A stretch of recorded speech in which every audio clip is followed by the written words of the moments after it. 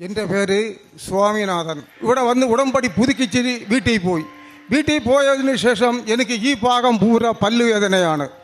ഇങ്ങനെ നീര് കയറിയിരിക്കുകയാണ്. പക്ഷേ ഉടമ്പടി വസ്തുക്കൾ ഉപയോഗിക്കണം, കൃപാസന തൈലം എടുത്ത് പോടണം, അന്ന് ആ ഒരു ചിന്ത ഒന്നുമില്ലായിരുന്നു. 2-3 ദിവസം അറിയാതെ കൊണ്ടുതിരിഞ്ഞ് ഇതിൻ്റെ മൂന്നാമത്തെ ദിവസം ഞായറാഴ്ച രാവിലെ പള്ളിയിൽ മണിയടിക്കുകയാണ് 5 മണിക്ക്.